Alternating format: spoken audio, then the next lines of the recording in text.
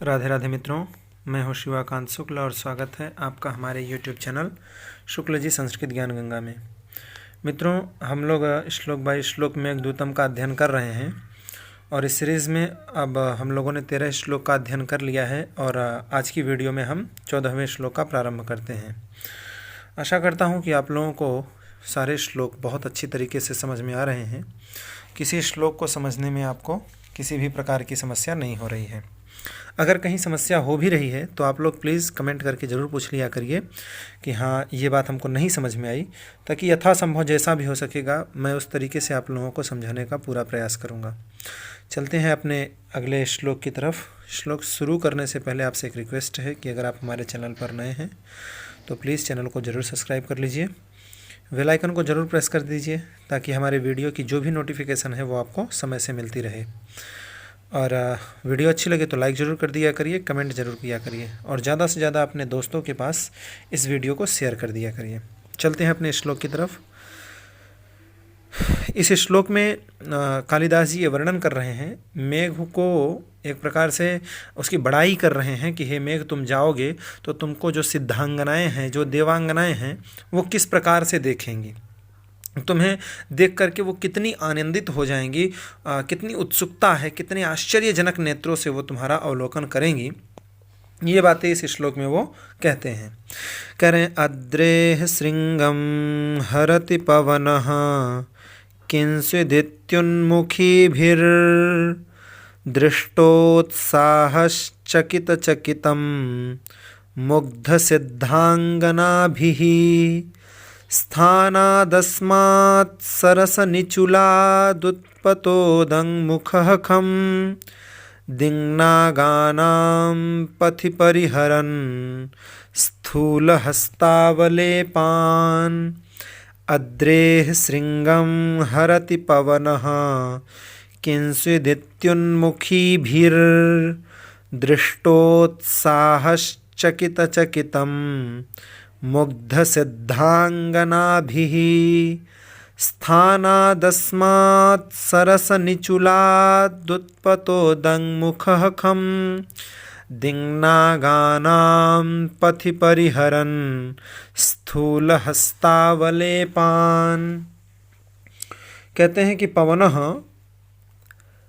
अद्रेः श्रृंगम हरति किंचित् पवनः अद्रेः श्रृंगम हरति इति उन्मुखीभिः मुग्धसिद्धांगनाभिः चकितचकितं दृष्टोत्साहः पथि दिङ्नागानां स्थूलहस्तावलेपान् परिहरन् अस्मात् सरसनिचुलात् स्थानात् उदङ्मुखः खं उत्पत।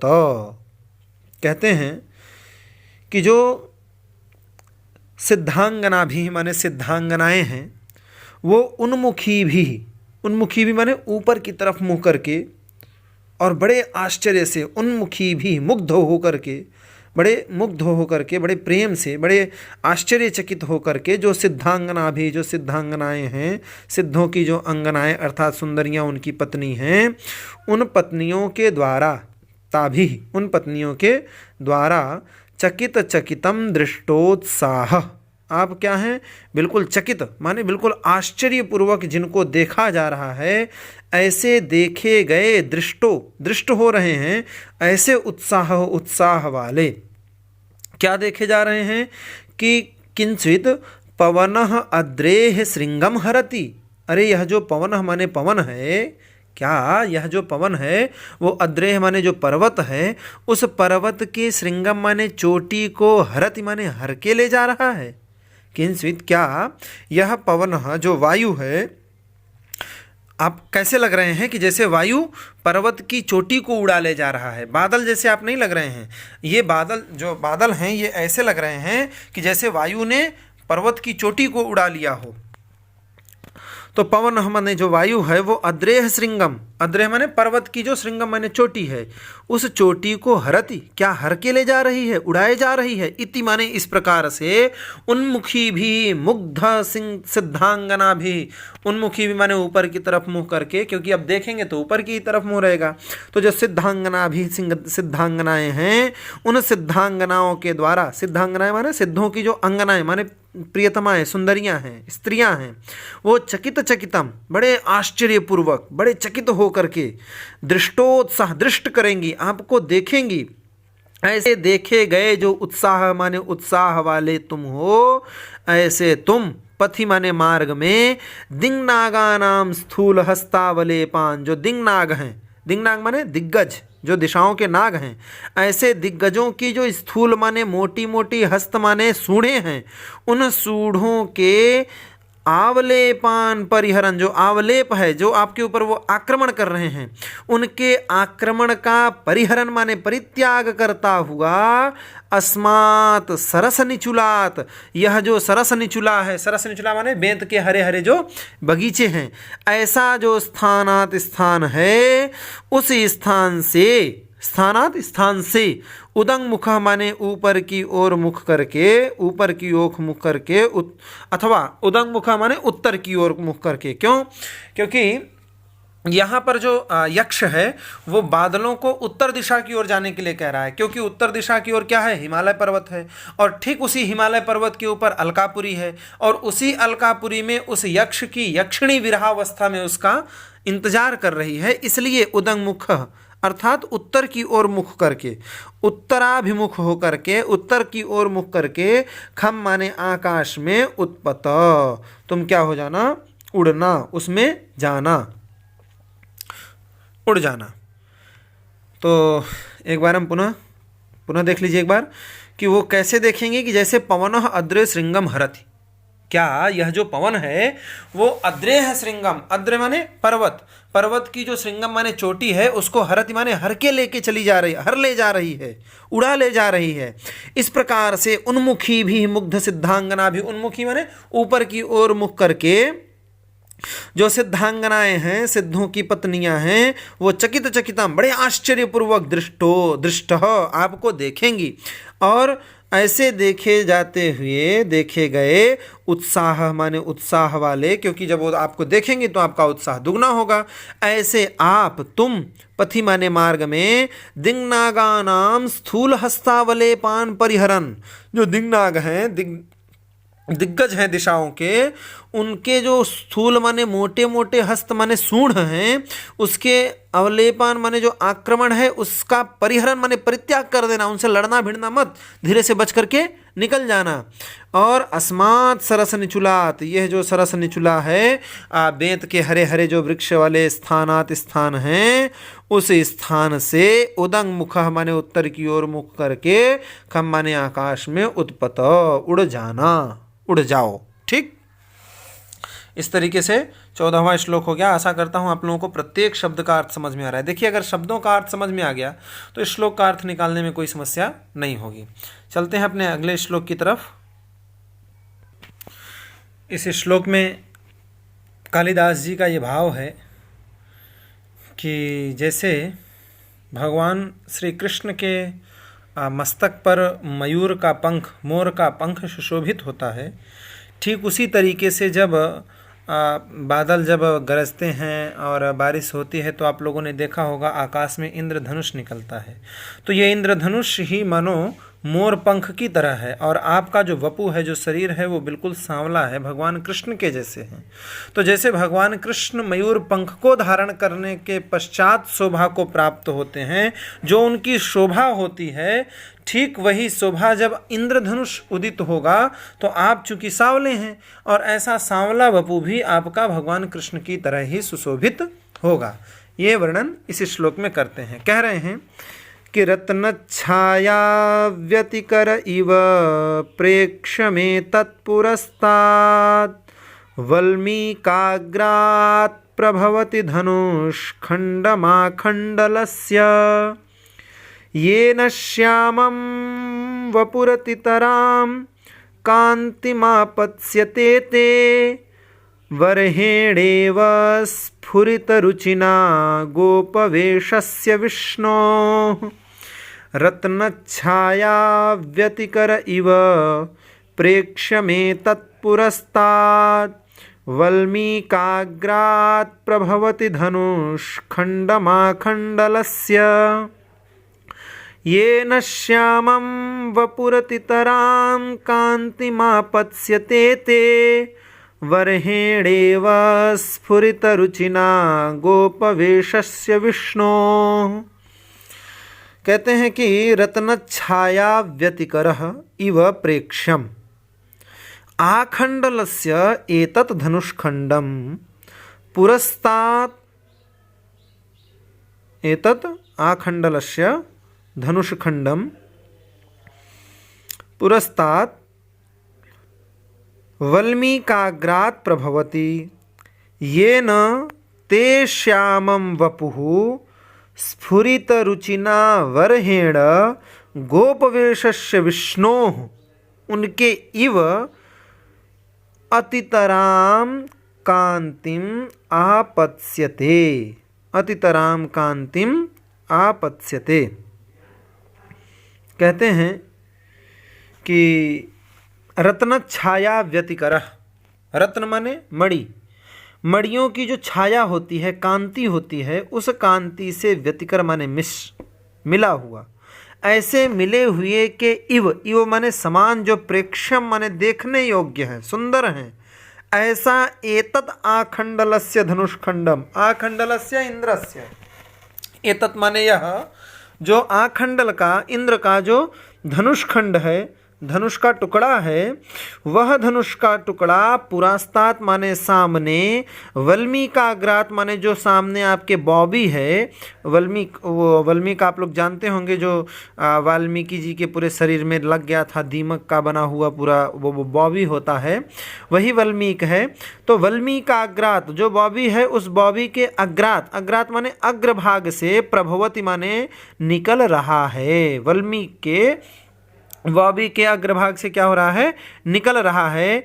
ये न माने वो जो धनुष्खंड है, वह धनुष्खंड, ते माने तुम्हारे, श्यामम वपु, जो श्याम वपु है तुम्हारा, यह जो सांवला वपु माने शरीर है, ऐसे सांवले शरीर पर स्फुरित रुचिना, ऐसे स्फुरित हो जाएगी, ऐसे उज्ज्वल कांति को ले आएगी, जैसे उज्ज्वल कांति वाला जो बरहेण माने मयूर का पंख होता है, मोर का पंख है, उस मोर के पंख से युक्त गोपवेशस्य विष्णु, जो गोपवेश को धारण करने वाले विष्णु अर्थात भगवान श्री कृष्ण, ऐसे गोपवेशधारी जो भगवान श्री कृष्ण हैं, उन भगवान कृष्ण के इव, उनके समान, अतितराम कांतिम आपत्स्यते, अतितराम माने बहुत अत्यधिक, जो कांति माने कांति है, शोभा है, उस शोभा को आपत्स्यते माने प्राप्त्यते, आप क्या करेंगे, प्राप्त करेंगे, तुम प्राप्त कर लोगे। फिर से एक बार देखिए, कहते हैं रत्न छाया व्यतिकर इव, रत्न की जो छाया है, रत्न माने मणि, मणियों की जो छाया अर्थात कांति है, उस कांति का जिसमें व्यतिकर हो जाए, मिश्रण हो जाए, ऐसे मिश्रण के इव, उसके समान आप क्या है, प्रेक्ष्यम, दर्शनीय है, बड़े सुंदर।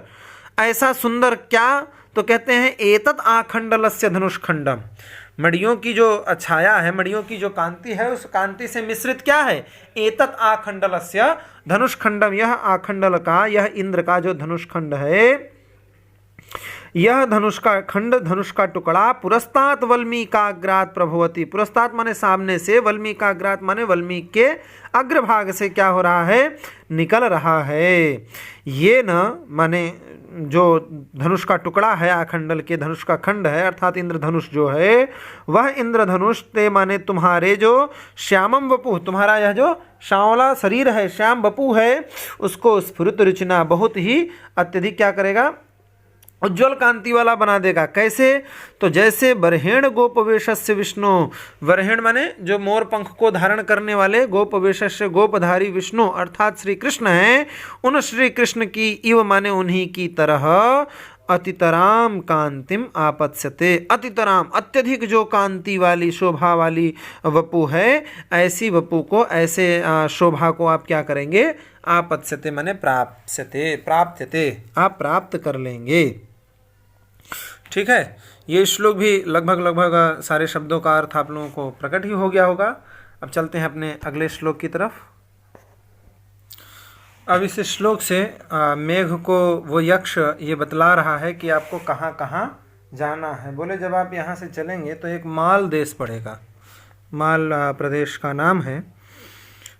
वहाँ पर आपको जो स्त्रियाँ हैं वो बेचारी, अभी गांव की जो स्त्रियाँ हैं उनको अभी कटाक्षपात इत्यादि करना भी नहीं आता, बड़ी सीधी सादी है बेचारी, उनको किसी भी प्रकार का कोई ज्ञान नहीं है। ऐसी जो स्त्रियां हैं वो आपको जो सहज प्रेम होता है उस प्रेम से देखेंगी।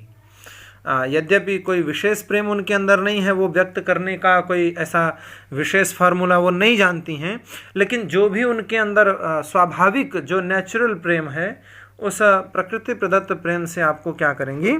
देखेंगी। और वहाँ से ही आप जो माल प्रदेश है वहाँ पर आप क्या करना? चढ़ जाना। और वहाँ क्या हुआ है?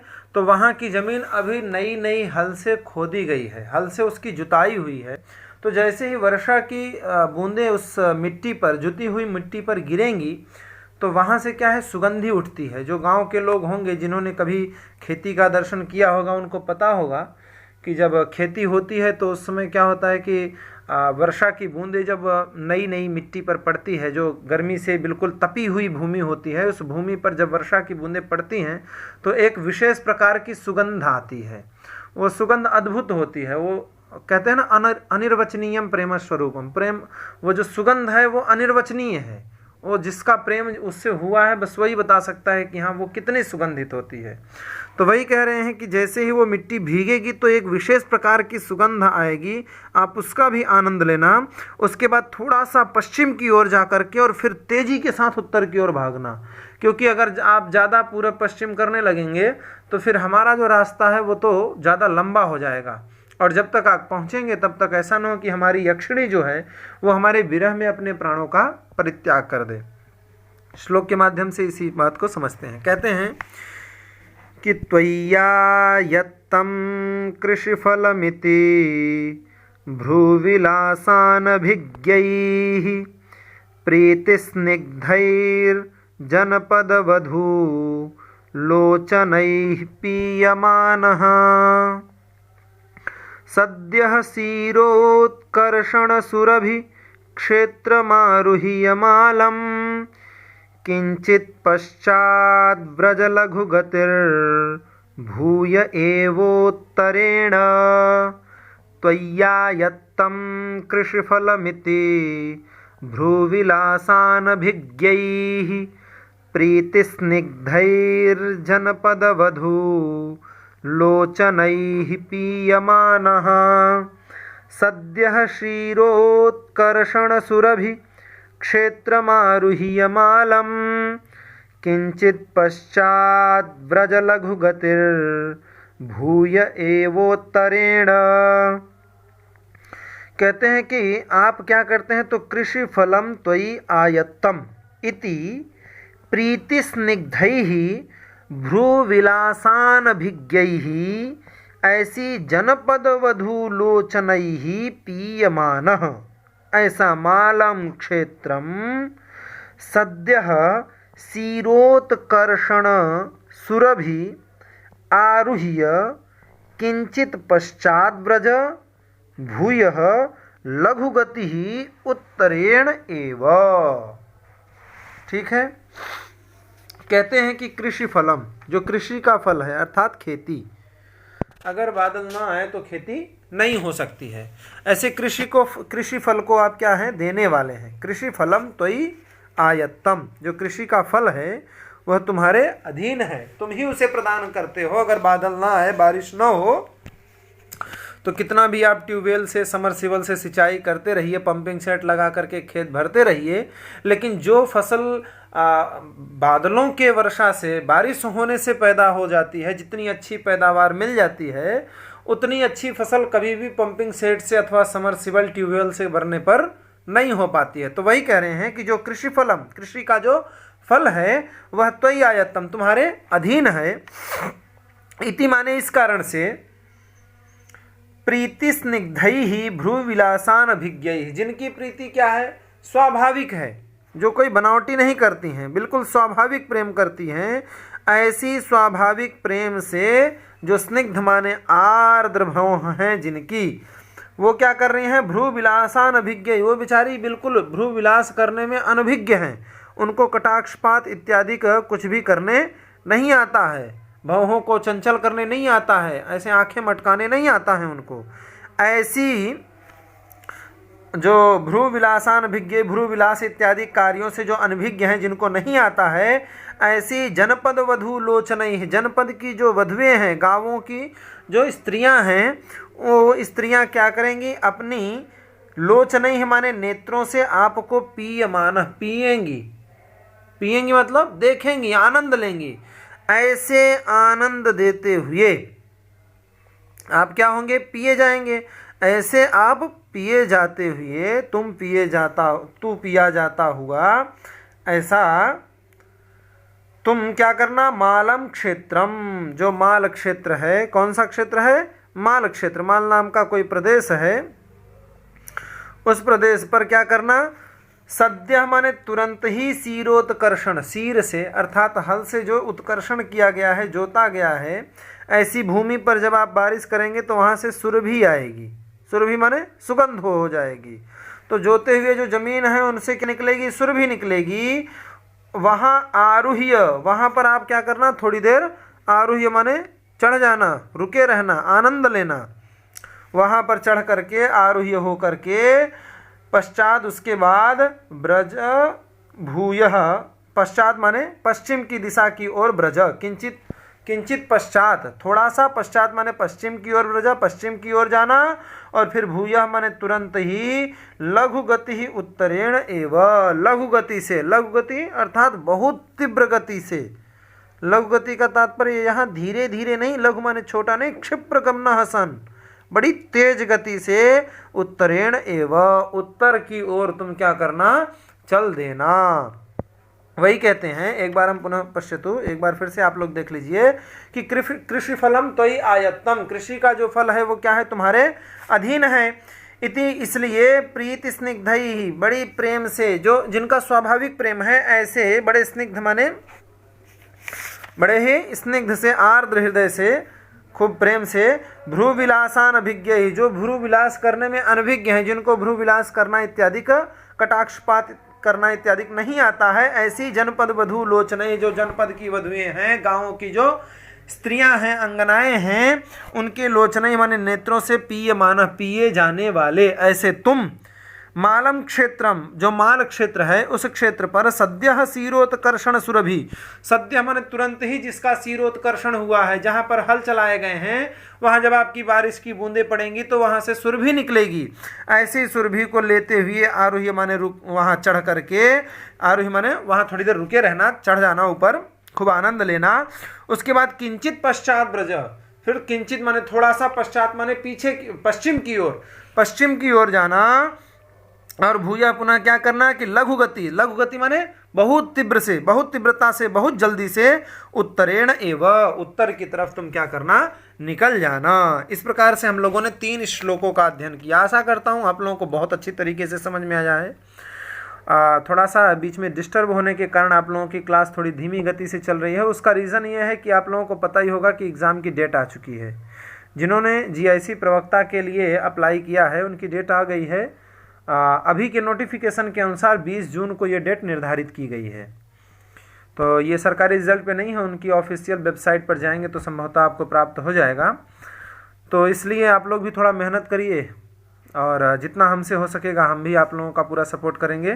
फिलहाल आज की वीडियो में इतना ही। अगर आप हमारे चैनल पर नए हैं तो प्लीज़ चैनल को जरूर सब्सक्राइब कर लीजिए। वीडियो अच्छी लगी तो लाइक ज़रूर कर दीजिए करिए। कमेंट करके ज़रूर बताया करिए कि आपको हमारी वीडियो कैसी लगी। ज़्यादा से ज़्यादा अपने फ्रेंड्स के पास भी शेयर कर दीजिए।